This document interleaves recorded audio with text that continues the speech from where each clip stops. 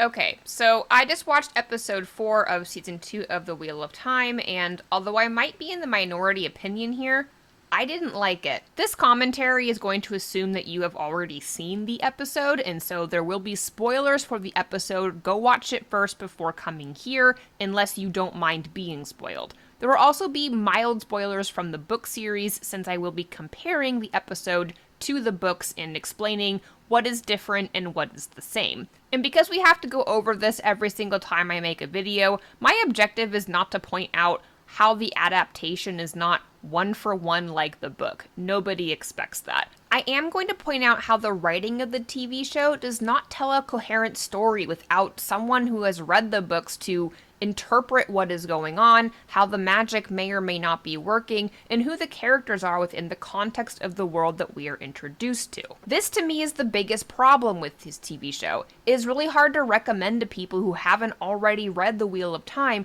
or at least read some of the books, or will watch it with you so you can explain to them what is going on, what the stakes are, and why certain things that happen matter in the larger context of the plot. Now, you may still enjoy the TV show. I kind of enjoy watching it. I do think it is bringing the world of the Wheel of Time to life accurately in some ways, and that can be very enjoyable. The actors are also very good. A lot of what is being done on the production side of this TV show is quite formidable. It's the writing where things are not always quite lining up, and I want to focus on that. And I don't think that you can say, well, it's because it's an adaptation. I believe that there are a lot of ways that this show could have been adapted, and this, in my opinion, is not the best way to have done it. I do plan to go through this episode scene by scene chronologically and sharing with you what I wrote down in my notes, but I want to start with what happens at the end of the episode because really it all kind of focuses in on that. And that is that this woman that Rand has been shacking up with in this version of the story, Selene, is in fact Lanfear, the most dangerous of the Forsaken, according to Moiraine. Lanfear is portrayed as a vampiric or succubus type monster in this version of the story, rather than a human woman and powerful channeler, a former researcher and former lover of Lews Therin like she is in the books. Of course, we might learn more about her as the story progresses, but one of the things I want to focus on is how she dies in this episode. So Moiraine appears at the end of the episode to save Rand, and she kills Lanfear by slashing her across the throat. Now, she's not permanently dead, and Moiraine makes it clear that she understands that she's not permanently dead, but as we see her body fall and the blood seeping out, you can see what looks like the true power swirling in the whites of her eyes. These little black saw things are converging, which somehow self-heal the wounds through the power directly from the Dark One.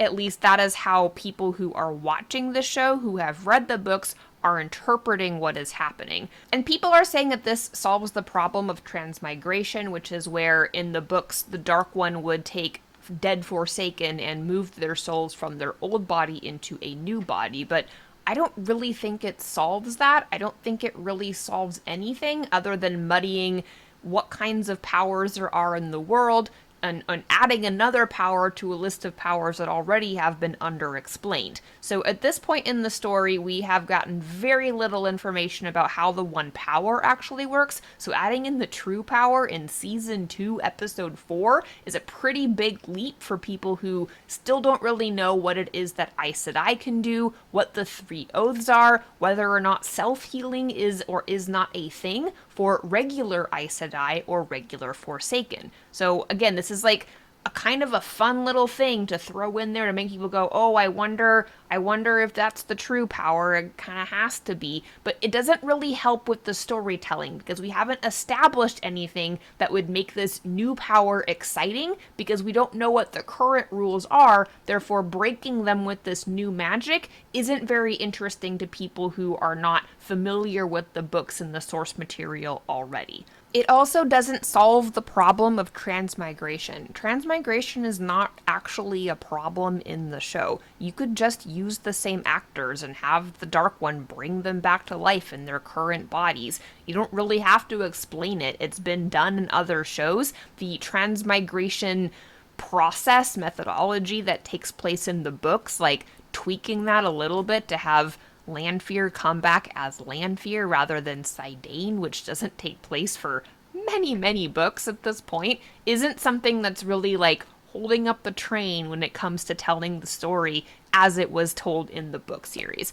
I believe that these changes were made for different reasons. I don't know what they are at this point because we are only midway through season 2, and the true power wasn't something that was introduced until I would have to look it up, but I think further out than this, at least in a way that was meaningful to book readers. So again, it's not bad. It's fine. It just doesn't lend to very clean storytelling. People who are watching the show who have not read the books are going to go, "Oh, that's like a creepy swirly thing in the person's eyes. Is that her power, or is that the Dark One's power?" And yeah, you can just say that's the Dark One's power. The Dark One allows for Forsaken to self-heal. But that's not true in the books, and I think it is going to throw off some expectations for where we are in the story right now. Because we need some kind of understanding of what the Forsaken are, and I feel that the story is not doing a good job of explaining that to us. We have been told that they are the most powerful channelers that ever lived,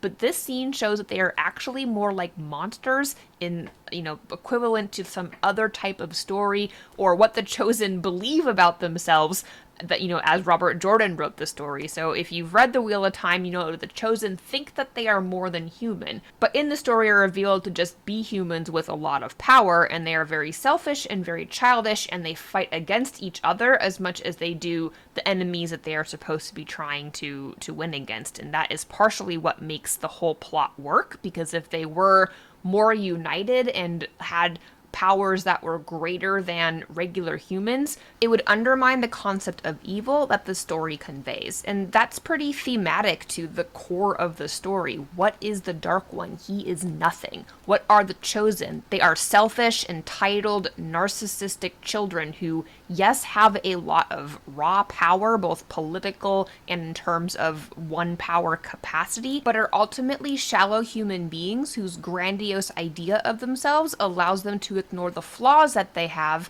as humans. Can you change this reality about the Forsaken and still tell a good story? Sure, you can. But it's not the Wheel of Time, or at least it's not the Wheel of Time that Robert Jordan wrote, and I can understand how fans of the books would find this offensive. I do think Robert Jordan's concept of evil is both more interesting and more accurate than what the TV show is portraying so far. Of course, we are not all the way through the story in the TV show, so there might be progression on this front. But what I am being served so far feels much more like generic fantasy and less like the fantasy world that Robert Jordan built that was filled with realistic and caustic problems that humans cause to each other through selfishness, through emotional immaturity, and other things that we can deem as evil based on how it impacts others through a lack of empathy or through violence, or suspicion, or abuse. And this is important thematically to understanding the whole core of the story, which is how Randall Thor, the Dragon Reborn, almost turns to the dark by the end of the series based on these concepts of evil that are not actually related to kneeling to the Dark One. It's also the importance of Shatter Logoth and the importance of characters who are not Dark Friends, but act very similarly to Dark Friends in the story due to their narcissism and selfishness, like Elida. And I don't know if we're going to get all of that, or really any of that, in this TV show. I just want to note that so far it feels pretty different, and we have to wait and see how the story develops as to whether or not these themes are eventually integrated. So with all of that as a preamble, I now want to go scene by scene through episode 4, season 2 of The Wheel of Time. And I do want to note that my production quality of my videos is lacking in some respects with this methodology. I would love to be able to incorporate actual footage from the TV show, but I don't have the tools to record Amazon Prime on my computer in order to put that in the video. And I also know that it is more likely to be taken down due to copyright violations, so I just haven't bothered with it. But if you know an easy solution for how to do that, please let me know. I haven't been able to figure it out. So, episode 4 of season 2 of The Wheel of Time opens with Ashamael freeing Lanfear from her imprisonment, which is, not really explained in the show. And although I like the creepiness of this scene and I enjoy Lanfear, rising out of the darkness with her hand covered in blood and goo and emanating evil as this like kind of monstrous creature. I do have questions about the mechanism for how she was released. It looks like Ishamael is just summoning threads of earth using the one power and blowing apart the seal that is imprisoning Lanfear. But if those seals are made from Quaindiar the way that it has been described in the show that they are, I don't know why this works. Presumably, as readers of the book, we can infer that the seals have weakened due to the Dark One becoming stronger, and that now the one power can break them apart, but it's just not really explained. And then once Lanfear is free, Ishamael quotes the poem at her, "Blood calls blood, blood is and blood was and blood shall ever be." This is an homage to the books that the Trollocs, when they free Padan Fain, scrawl this poem on the wall, and it's meant to be foreshadowing in the books. It's not really mysterious that Lanfear has been set loose in the books. It's not a mystery. You kind of know who she is from the beginning if you're paying attention, and it's more about just waiting for Rand to realize that this woman that he encounters in this very odd place is in fact someone that he shouldn't trust, and is quite a bit worse than that. In the TV show, they're playing up on the mystery of it, but I don't really know how this incantation fits in. The way it's utilized is just a little bit weird. It's almost like Ishamael is casting a spell that is somehow a part of the empowerment of Lanfear, and I say that because of the way that Alana Sedai finds this spell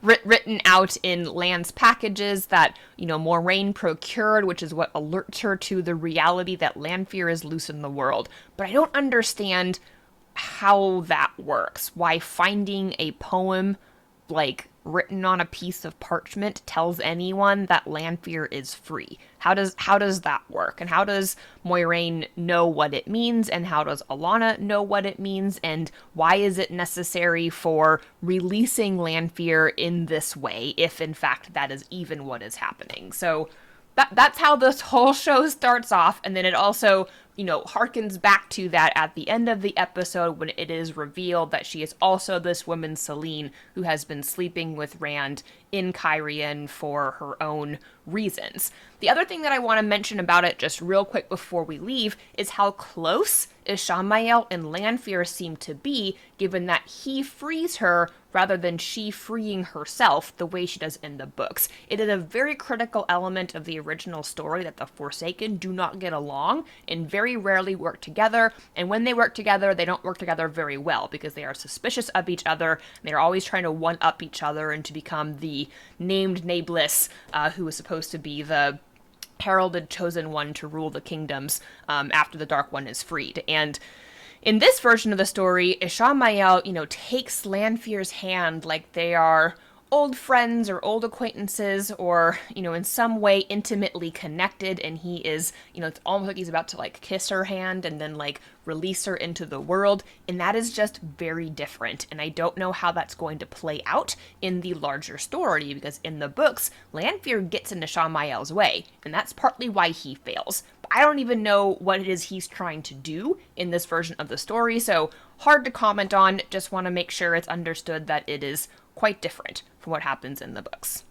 And then the next scene is a Moiraine-focused scene, and we see her arriving in Cairhien and reconnecting with her little sister. Now, I didn't dislike this whole kind of subplot of getting to know Moiraine as a person in the story. She does have a very interesting backstory. She is the niece of King Laman, who chopped down the Avendasora tree and started the Aiel War. She's also related to Elaine's father, Tarangil, who I believe Tom has assassinated, although we haven't seen Tom yet reappear in the TV show, and I don't know if we're going to. Moiraine is also related to Barthane's Damodred, who is a dark friend in the books and is assassinated by, might be Padan Fain, might be Lanfear, might be through a servant of Ishamael. There's kind of disagreement in the fandom about who murders Barthanes, but he was an important character in the kind of subplot of the political machinations that are happening in Cairhien that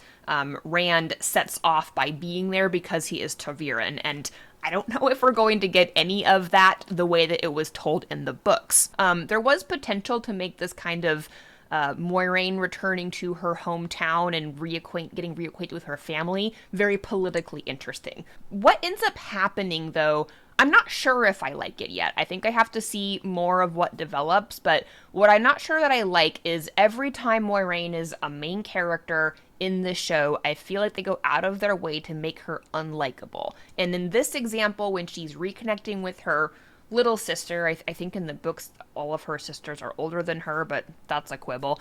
She's reconnecting with her sister, and she's just rude and entitled and not very likable. And her sister is making this point that, like, you disappeared from our lives and we miss you and want to have a connection with you, or she does personally, and Moiraine just doesn't have time for her. Now, I get why Moiraine doesn't have time for her, but she did have time to haul a lot of water upon the mountains in the manor house with Perrin and Elyas, so I don't know. I don't know why in the last 20 years she hasn't had the time to be courteous to her family. And if anything, I would think it would be reversed, that Moiraine would go to her hometown and all of her family would be a bunch of assholes. Everyone we know that has been introduced in the books as related to Moiraine are described as assholes in various different ways, with the exception of her cousin Caroline, who is the one that ends up marrying Darlin, who becomes King of Tyr at some point. So, spoilers there.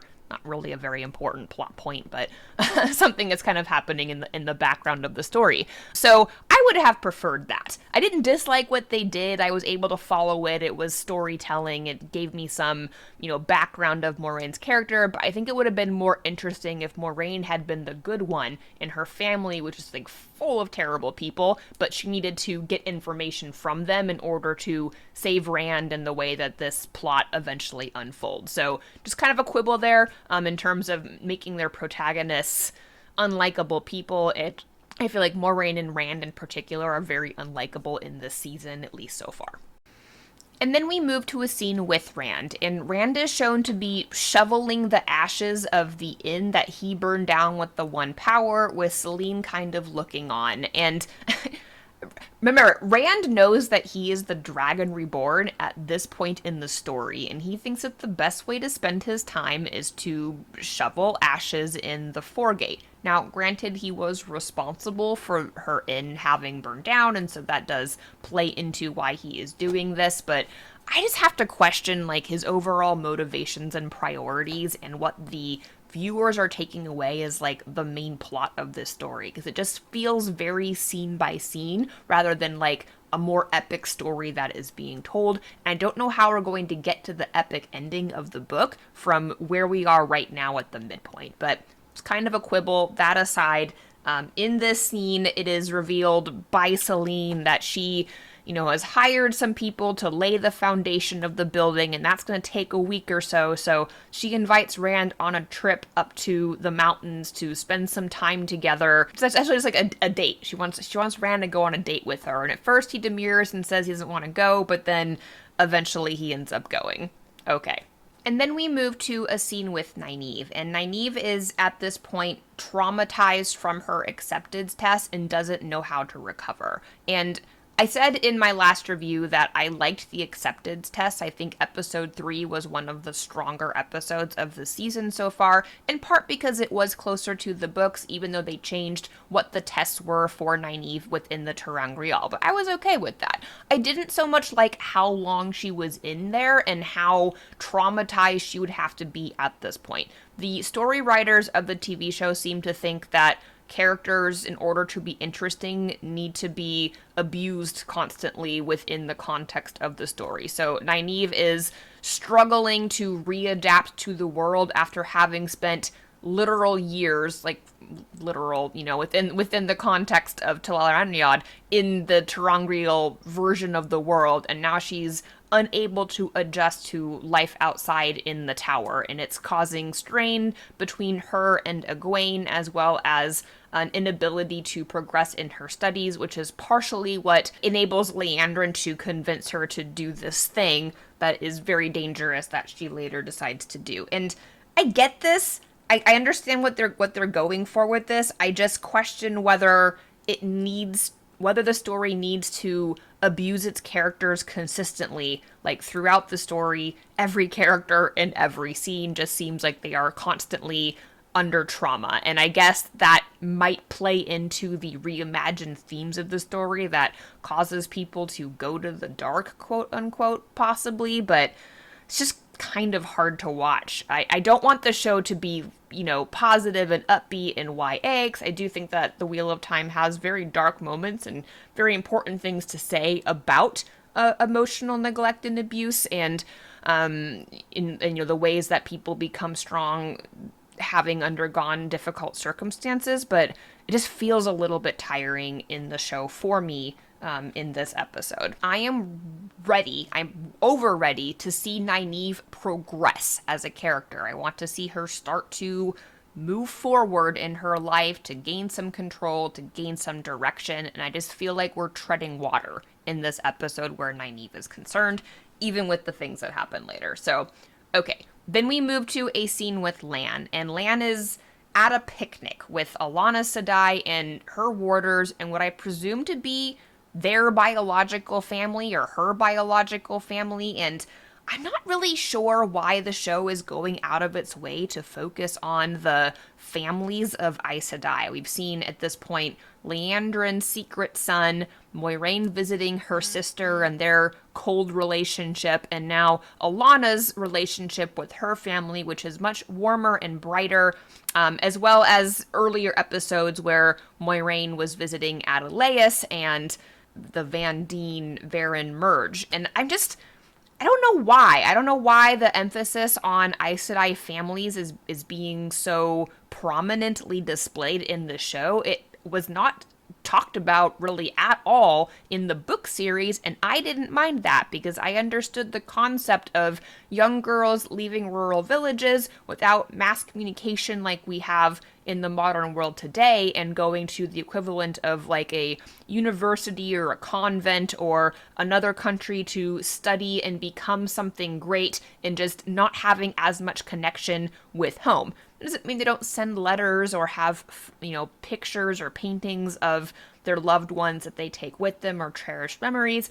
but becoming an Aes Sedai means leaving behind who they were and rising in this prominent position within the world, and that just doesn't seem to be the case now in the show, with all this emphasis that we're putting on the biological families that were left behind and these different versions of families that are being portrayed in the show. And I don't know where that's going because it's not in the books. Because I don't know where it's going, I can't say that it's bad. What I can say is bad about the scene, though, is how cringy and awkward it is when they are discussing whether or not Lan is going to become one of Alana's warders because of the, sexual and physical relationship that she is in with her current warders.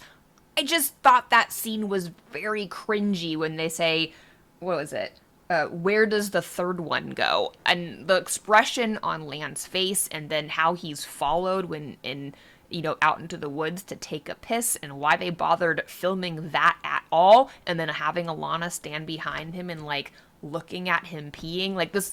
That whole scene to me was just bad. I didn't care for it, and it was also very boring and also very confusing as far as how Lan's situation with Moiraine is being explained. I cannot tell if she is stilled or if she just has the source tied off. This scene makes it seem like the source is just tied off for her because they talk about how she has masked the bond or taken it away from Lan, but that it is still fundamentally there. And so that would mean that she can still channel and has in fact not been stilled, which makes their separation all the more confusing. So I really didn't like this scene with Lan at all, and I'm very confused as to what is being set up here. And they do make some commentary as well about how, something happened to Moiraine, and I don't know if she was ever happy, but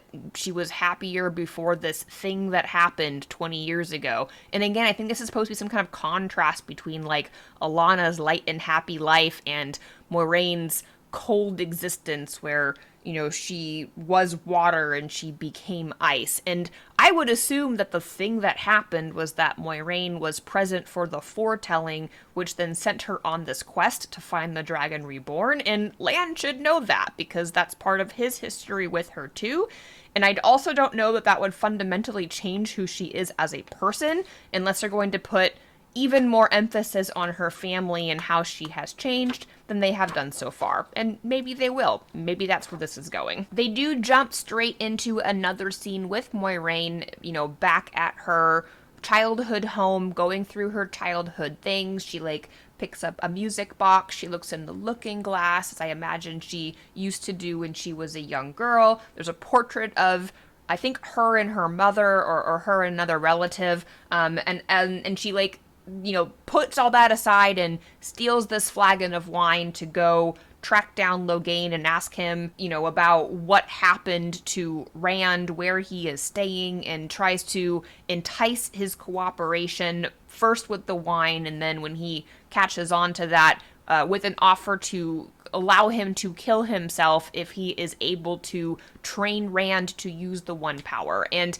this whole scene, I think, was meant to show us that Moiraine is a few steps ahead, that she worked it out with the Amyrlin for Logain to be transferred to the sanitarium in Cairhien so that he could train Rand for this very purpose, and that she is, plotting Rand's progression to become the Dragon Reborn, whether he wants to or not. But it just feels a little convoluted. Also, it doesn't work. Rand has already met with Logain and determined that he is too crazy and also too gentled to teach him how to channel the one power. So I don't know why Moiraine thinks that that would be an option unless they didn't really gentle Logain, if they did something else to him, which we haven't seen any indication of. So I'm just not really sure what Moiraine thinks is possible here. Again, because I've read the books, I would be under the impression that someone who has been gentled cannot help somebody who has been not gentled, and the way that Rand gets trained in the one power in the books is very different and more ingenious than this, and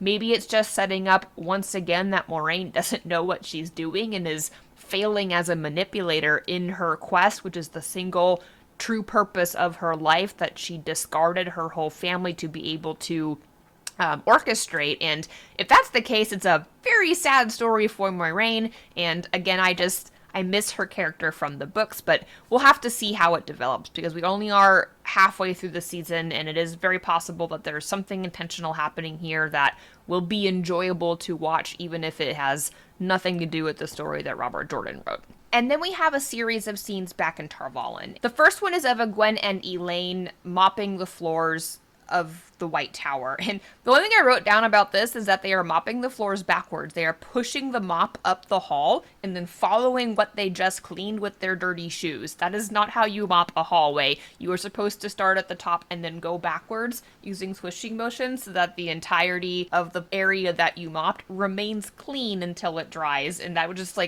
a small little detail that bothered me as I was watching it. In this scene, Egwene is complaining to Elaine that she's feeling smaller and smaller within the tower, and this is supposed to be, a foretelling or preamble into why she agrees to leave the tower later in this episode. Then we switch over to Nynaeve, who is walking through the tower and walks past the warders training, and at first I was like, oh no, is she going to pick up the sword again? Because I'm tired of that. But instead, she just has a conversation with one of the warders who communicates that they all know who she is, and they're all very excited about how powerful she is, and asks her about whether or not she was really able to channel in the arches, and that she has years to choose a warder, but that she hopes she will not choose to be Red Aja, which would mean that she would be unlikely to have a warder. And while Nynaeve is walking through this area, we see Liandrin in the background reading a letter which presumably comes from one of her eyes and ears and or a dark friend and or a Shamael. Liandrin then confronts Lyanna in the, I assume, Keeper's quarters or the Amyrlin's quarters, and they have this tense conversation about how Liandrin has received intelligence that the West is under attack and wants to know what the White Tower is doing about it. And Liandrin puts her off, saying there's always wars and fighting happening, and that they're not doing anything at this time, or at least not going to tell Liandrin what they are doing. Liandrin counters back, is the Amyrlin aware of this? And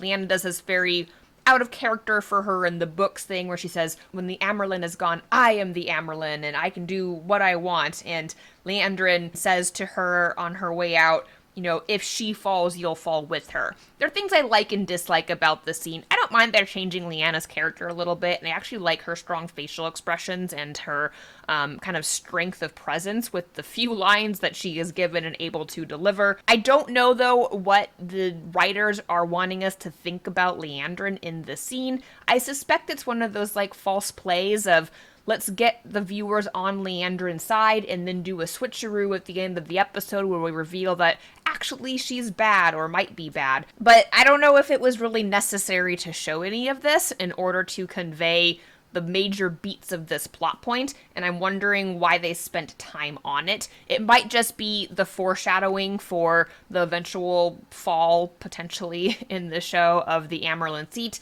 in which, like Liandrin says, Liandrin would fall also. That could be the whole point of that scene. And then we have a scene with Perrin and Elyas, and I really like the setting of this scene. I like the cinematography, the location that was chosen with the trees that are sparsely growing next to each other in this kind of beautiful forested area. And a lot of people like this scene because it is showcasing the introduction of Hopper as the wolf, as well as the wolves themselves and being able to see them. I have quibbles with the wolves and with the way that the visions are portrayed, but I think they work fine for the show. One of my quibbles is that the way that they film the wolves makes them look really small, and I don't know if they're actually using wolves on set. They might be dogs that look like wolves, but regardless, the way it's filmed shows us many wolves walking, but also makes them look like they're relatively tiny next to Perrin and Elyas. Small quibble. The visions with the way the deer, the stag, jumps into the glen, and they talk about how the wolves are sending them senses or concepts, worked okay. Is it the most effective use of techniques to convey this information? I don't know, but it worked fine. And I think that's, a small quibble that we don't really have to complain about. What bothered me more about the scene was the confrontation between Perrin and Elyas when he says, if you knew that the attack of the Swanchan was coming based on these sended messages from the wolves and you skipped out so that you didn't get caught in it, but what about us? And Elias's answer is, are you in chains? Perrin's like, I guess not. And that ends the conversation, and I didn't get that because Uno died, and the other Shinarans, as far as we know, were captured and taken away. And I don't know if we'll ever see any of them again. Also, what happened to Loyal? So I didn't really feel like Elyas was able to portray himself as a good guy in this scene, and adding the eating of the raw meat on top of that, and Perrin being very uncomfortable with that,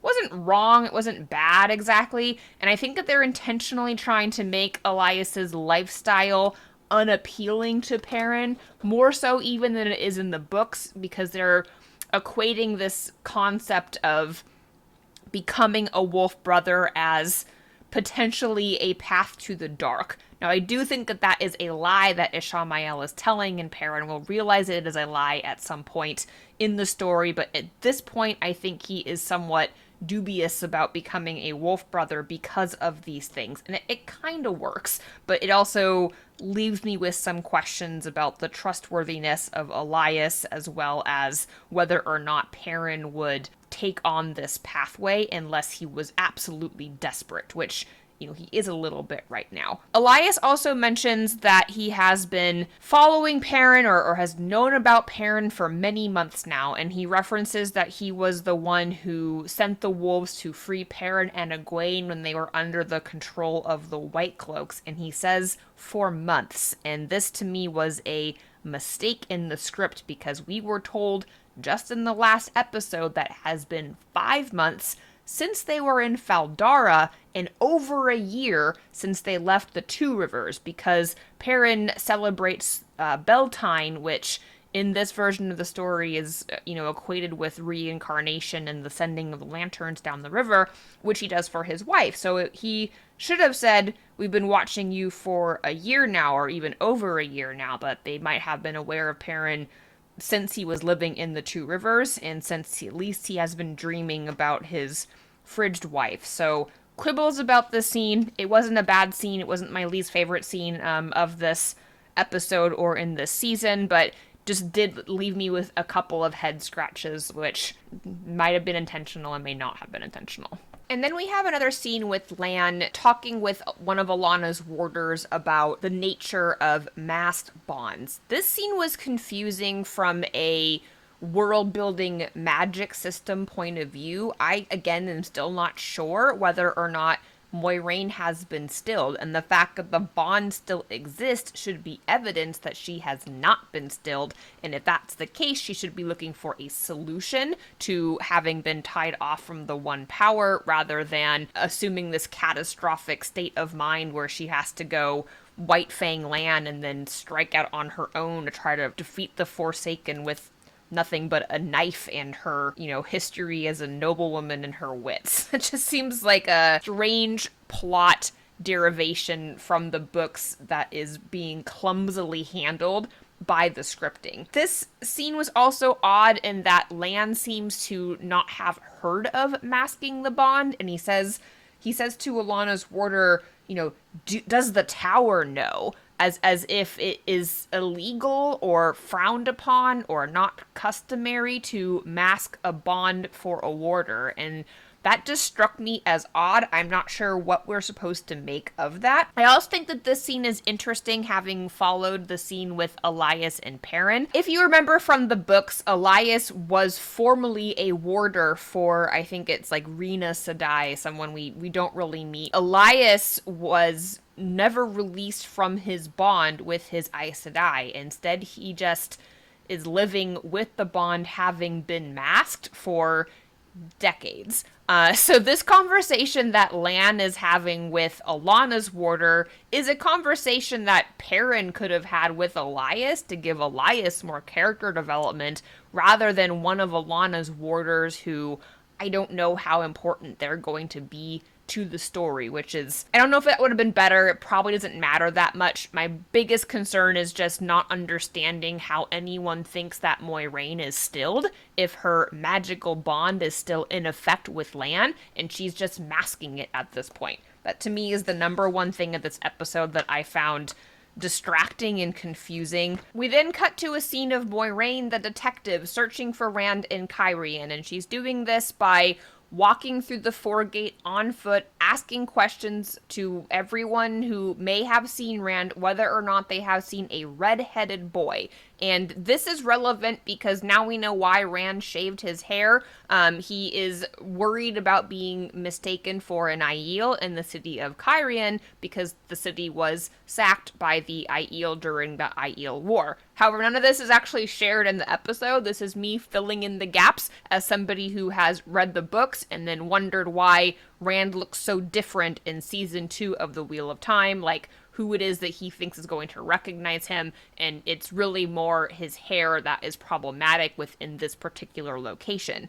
Anyway, Moiraine has a conversation with a guard who does not give her much information, and she is frustrated in her search. And the only thing that's relevant here to point out is that based between the previous scene and this scene, it does seem like having Lan with her would have been an advantage in this situation, and so again, just kind of piling on with the don't particularly like them being separated in season 2. Then we cut to Rand and Selene on their date in the mountains, and this scene was fine if you want to boil Lanfear's character down to a manipulative woman who is obsessed with Rand al'Thor because her previous lover was Lutheran, and that is the core of her character in the books, but the manipulations that she gives in the scene to me felt a little ham-fisted. Her saying things like, let's go to my family's cabin, and then immediately telling Rand, I lied, I don't have a family,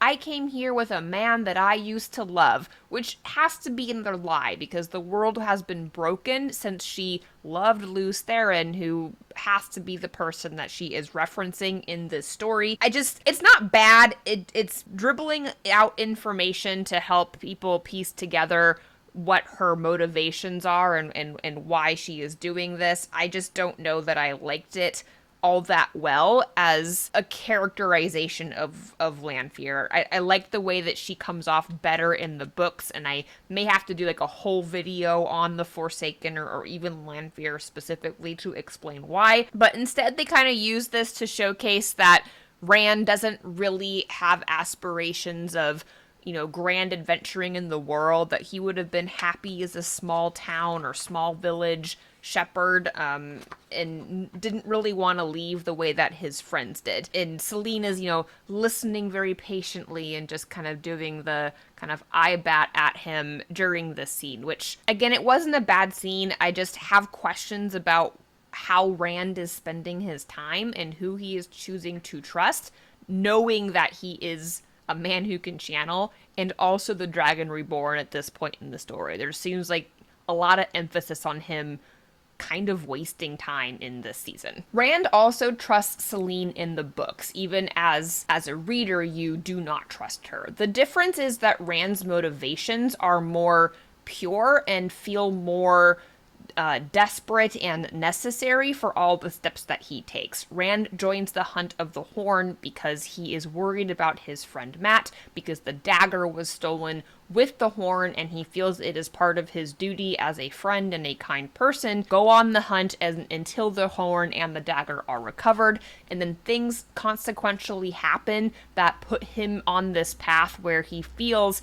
like every step he takes is leading him inevitably to the ending of the story where he is forced to declare himself the Dragon Reborn. And a lot of that plotting is meant to show us that the pattern has a plan for Rand, and that he can't just run away and live in the wild the way that he thinks he can, that there are threads being woven that he will be pushed into this destiny whatever he wants. And in the TV show, it doesn't really feel like that. It feels like Rand is just making bad decisions and spending his time the way he wants, whether it's in denial or through some kind of, conniving long-term plan to enable him to declare himself a Dragon Reborn in a more intentional way. We still have half a season to go, so maybe we'll see this develop in a way that makes more coherent sense by the end, but the differences just feel very stark and extreme, and it's hard to understand why we're spending time in this TV show on like a little vacation in the mountains with this woman who is obviously bad news just based on the way she abuses him constantly whenever they're alone. So I don't know how viewers of the show are watching and interpreting this, but to me it just feels like all of these smaller relational scenes are taking the place of the larger plot, which is kind of lost in the flow of things. We did have a scene with Mat, who is dicing in an inn with Min, and I really like their chemistry together in this, corporate fan fiction of the Wheel of Time. I could see them as a couple, although I am a deep, deep Tuon fan, and I hope that she does make an appearance in this TV show, although I expect it won't be for several seasons. At any rate, they're dicing in the tavern, and there is an indication that Mat is losing, and that it is Min who is winning all the winnings, despite it not being a result of her ability to foretell or see threads of the pattern. And there's this kind of exchange that Min has with the bartender that she's supposed to be meeting somebody in this room, which is a continuation of the plot from the previous episode where Liandrin is setting Mat up for something using Min as a go-between. I only want to make a comment about this scene in terms of the dicing where Mat seems to be unlucky, and I do think that we are going to get luck from Mat in the TV show, but the mechanism around it might be different. In the books, Mat is always lucky. He's lucky as early as like the first book, although it's not very obvious until the third book. And Mat's luck tends to run stronger when he takes bigger risks. Now, I suspect that in the TV show, it may be changed a little bit, where Mat's luck runs stronger when he is playing the hero or being heroic or making choices that are in service of others rather than choices that protect himself. I don't know yet if that will be a factor, but I can see them kind of laying the groundwork for something like that. We then go back to a scene with Nynaeve, who has been spending her time in the room with the Arches because she's still traumatized from losing her family, even though it was a imaginary sort of family that she lost. And Liandrin comes and finds her, and they have this heart-to-heart where Nynaeve reveals that it was her daughter that she lost in the trials, and Liandrin talks about the son that Nynaeve, stepped in on in a previous season and gives some justification for why she has been hiding him from the world and from the Aes Sedai.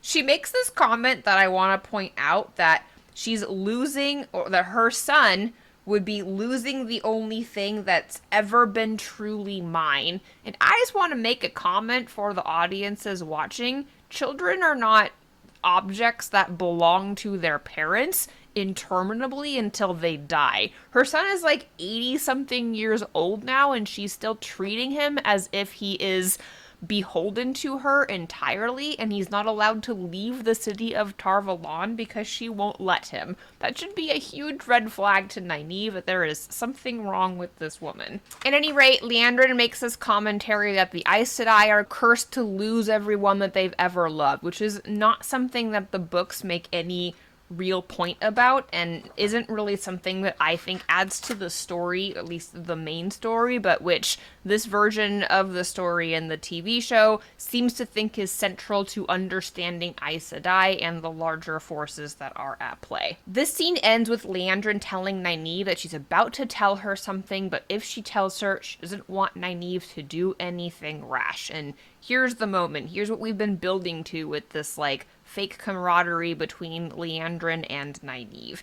Liandrin tells Nynaeve that she has intelligence from the west, that there was a invasion, and that there are reports that, although largely peaceful, there was an attack in which a group of Shinarans with a blacksmith from the Two Rivers and an Ogier were taken captive and are in trouble. Now, this is a change from the books where Liandrin tells Nynaeve and Egwene that Rand is in trouble and they can help him. This worked fine as a change in terms of an adaptation, since no one knows, or at least Liandrin doesn't know, what is going on with Rand, and everyone thinks that he's dead. This changeover to, the last person that Nynaeve knows could use her help, being Perrin, is drawing her out of the tower during this time where she already feels traumatized being in the tower. So this worked okay as far as a change in the plot to make the pieces fit together and the retelling of the story. I didn't mind this at all. So then we have a scene with Lan doing meditations with Alana's two warders, and one of them gets up and leaves after a few minutes, and Lan has this heart-to-heart with the other warder, Ivan,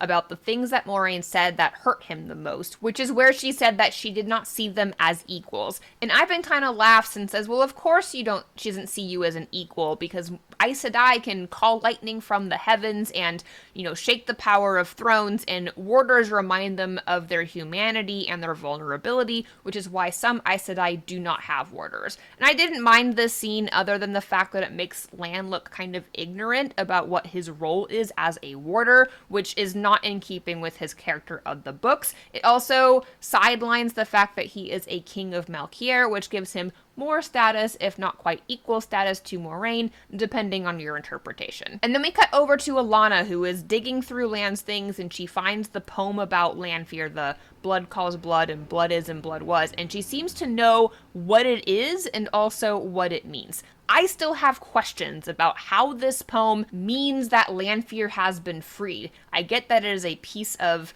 historical knowledge that references Lanfear, but I don't understand why it's having surfaced means that anyone would think that Lanfear is on the loose. So that part of the show is still confusing to me. I do understand that if Moiraine learns that Lanfear is on the loose, she would know that Rand is in danger because Lanfear sees Rand as her former lover, and therefore she will go and try to intercept them, getting together or try to save him before anything terrible happens. So that part worked, but the poem itself being some kind of a revelatory piece of information about her being freed was a little bit more confusing. So now we are getting close to the final scenes. First, Moiraine is shown having been intercepted by her sister, who insists that Moiraine sit down and have a cup of tea with her, and she impresses upon Moiraine that Moiraine is not going to be able to gather the information that she wants in her city of her hometown because the sister has taken over all of her eyes and ears and controls information in this place that Moiraine has left.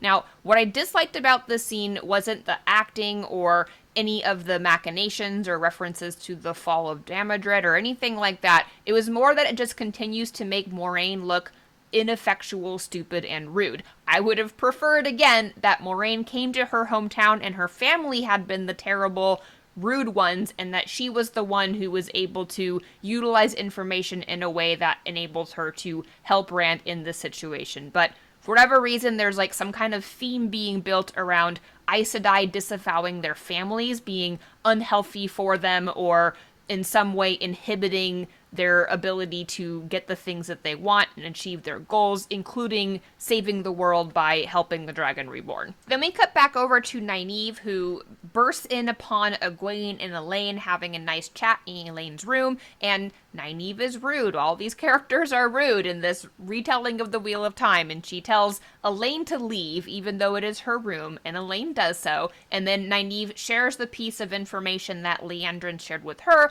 which is that Perrin is in trouble and they have this opportunity to help. Initially, Nynaeve is saying to Egwene that she's going and that Egwene should stay here because Egwene is a novice and she is accepted, and she makes this comment that, like, I'm accepted, I can leave whenever I want, which that's not how that works. You're still a student of the White Tower. But she makes this comment as a way of saying goodbye to Egwene, and of course Egwene objects and says, no, I want to fight alongside all of you, and if I had been powerful enough, I could have helped Rand at the Eye of the World, which also doesn't make sense because they made a big deal out of anyone who goes to the Eye of the World with Rand is going to be crushed by supernatural forces, and so none of them were allowed to go except for some reason Moiraine as a guide, thinking it was some kind of like suicidal mission to save the world on her part or something like that.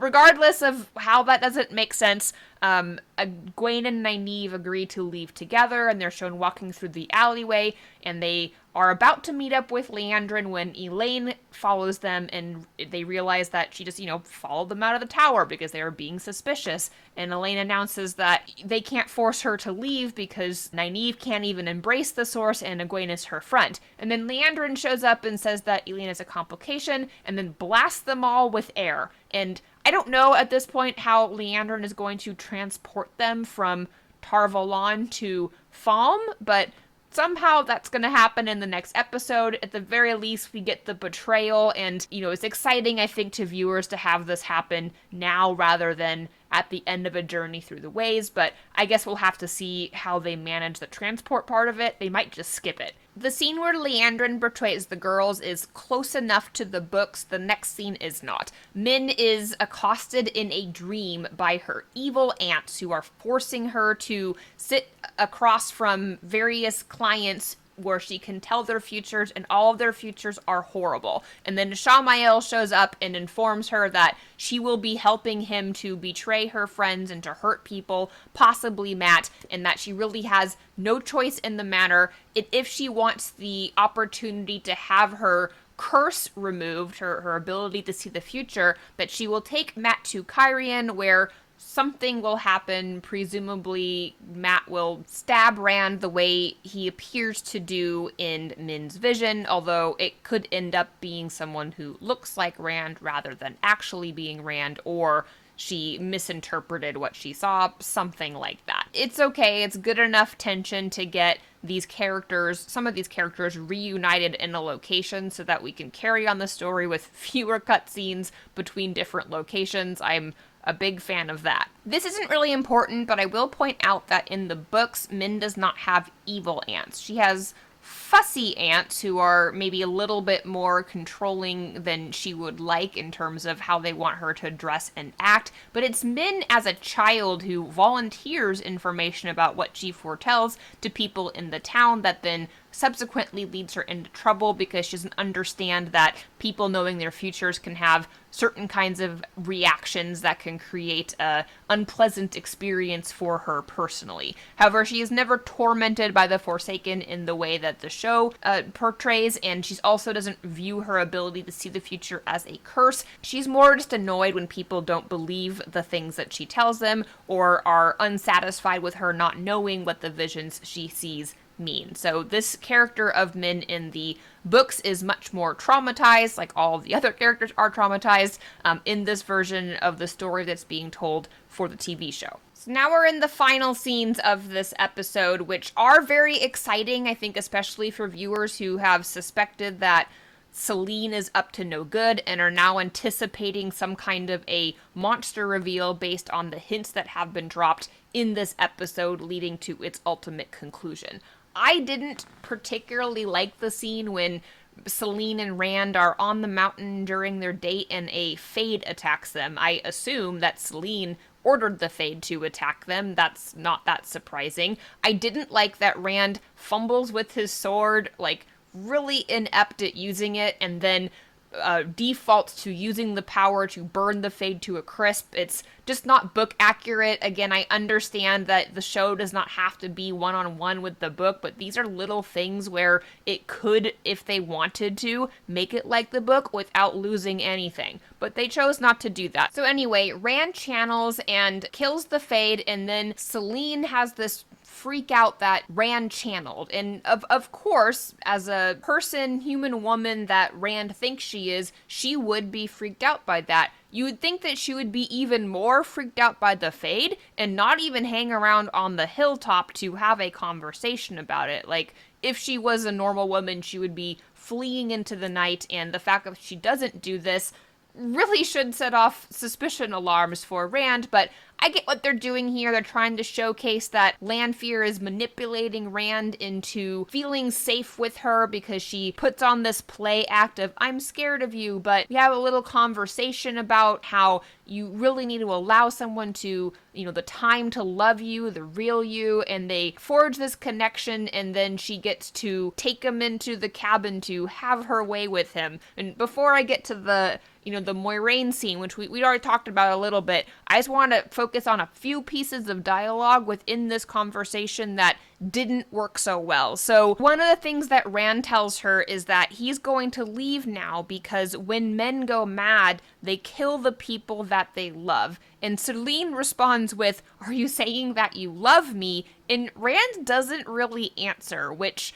again, just kind of sets him up to be a unlikable character. Like, what are you doing with this woman if you don't love her? Why would you even consider subjecting her to the terror that is you or going to be you when you go mad if you think that she is just a normal human woman who really seems to like you for some reason? And then she asks him, why didn't you tell me that you could channel? And the answer to that is obvious. Of course he's not going to tell her that he is a man who could channel, because she would go to whatever authorities there are in the area that they're living, again, assuming she is who she says she is, and he would be gentled, turned over to the Aes Sedai, thrown in prison, murdered, run out of town, whatever bad consequence makes sense for the area that they are in. So I don't know why she asked that question. And then Rand says to her at one point, "You're the first woman to see me as a man." I have no idea what he means by this. We spent the entire first season of The Wheel of Time building up a Gwen and Rand's relationship as like the one true pairing of The Wheel of Time, which it definitely isn't, but they had a mature relationship where Gwen definitely saw Rand as a man, so I don't know what his thoughts are here, and I don't know how he feels about Selene, because sometimes he seems to really feel like she's his salvation, and other times it seems like he's just kind of using her to get by. Like he said, earlier, no past, which is the kind of thing that you say when you're not that committed to someone. So I get what Selene is trying to do. I don't get where Rand's head is at in this dialogue. And then Selene says something like, "It's natural and you shouldn't hide it. I did that once," and tried to reflect to people what it was they wanted to see. And I don't know if she's being literal here, like if she's saying, I'm a chameleon that just pretends to be whatever people want me to be, but it's a very different characterization for Lanfear, who I feel isn't like that in the books. Again, it's fine that they're going to change the characters a bit for the TV show. Just parts of this dialogue made me pause and do a bit of a head scratch trying to understand what it was they were trying to get me to think about these two characters respectively, in terms of their commitment or goals or motivations. Because you have to remember too that Ishamael is part of this, and he has some kind of a plan, and he is working with Liandrin to send Min and Matt to Cairhien for some reason, and I'm just not sure that the logic of all of this is going to work out, because Lanfear could kill Rand right now. The fact that she has not indicates that that is not the plan. I suspect the plan is to turn him to the dark in some way, but I still don't really know what that means in the context of the show. Okay, so then they're shacking up together in the cabin, and Lanfear reveals, I'm a monster too, and she starts to do something. She starts to shimmer. And I suspect that where the show was going with this is that she was masking what she looks like and is now going to reveal that mask. And I don't know what that would have shown. Maybe she would be more beautiful. Maybe she would be monstrous, like the drippy, bloody thing that was in the cave. I'm not sure what she was doing because she was interrupted by Moiraine stabbing her through the back with a sword and then slicing her throat, and her body falls to the ground, and she tells Rand, we have to go, and they have a conversation about how Moiraine killed her, and Rand is initially upset, but then Moiraine says, I can't kill her, and it is revealed that she's kind of like this vampiric creature that can bring herself back to life using the saw, which, again, viewers are interpreting as the true power, and that the Forsaken themselves are something more than human, which I already discussed as being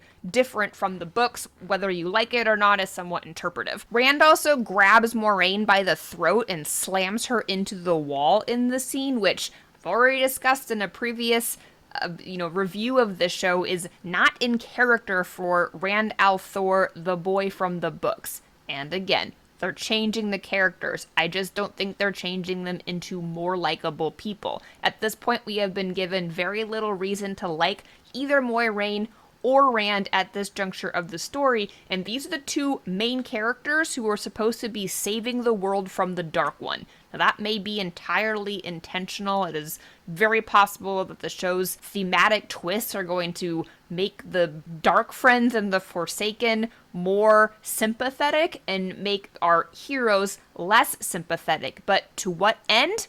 I can't really tell you because I don't know what the showrunners are thinking when it comes to how they are adapting this story for TV. What I can say is I don't personally find it as compelling of a story. I like the heroism in the Wheel of Time. I also like that it is not a black and white YA story. There is plenty of shades of gray in the Wheel of Time book series as it was written. It is informed by a lot of Robert Jordan's personal experience, both in the military and later, where he saw the best and the worst of humanity and baked that into his tale. And I feel like the changes that they're making to make it more similar to other popular fantasy series like Game of Thrones or even The Witcher to some extent actually take away from the franchise and what it was doing as a unique story after The Eye of the World. So, although I'm still interested in the series and will continue to watch, altogether I am finding the vast main cast of characters to be less likable than they are in the books. I don't like Moiraine, I don't like Rand,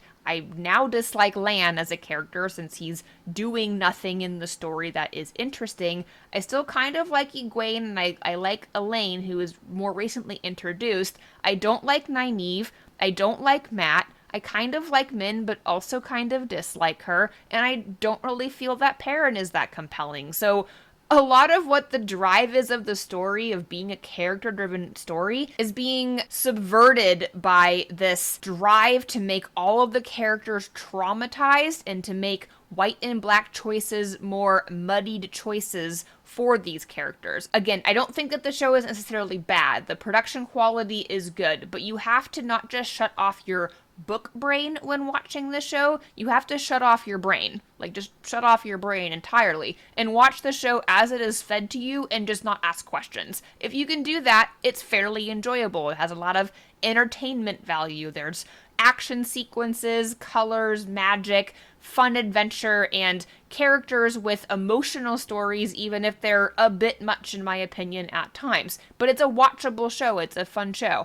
However, when you start digging into the details of why does this character do this? What is the overarching plot? How does this scene help push the plot forward, it does start to fall apart. And if this season is like last season, that will get worse in the latter half of season 2. I don't know yet. We'll see. I'm still hoping to be pleasantly surprised. I do think that the source material of The Great Hunt is better than The Eye of the World, and there is still a chance that the last 4 episodes of season 2 could be really, really exciting and closer to the books and very well told, even given that we are in a kind of strange place right now for how the story maps to the original book series. I am actually surprised that they haven't really expanded beyond the second book, because I was anticipating that they were going to collapse even more things and that this season was going to combine elements of books 3 with book 2, but I don't actually see that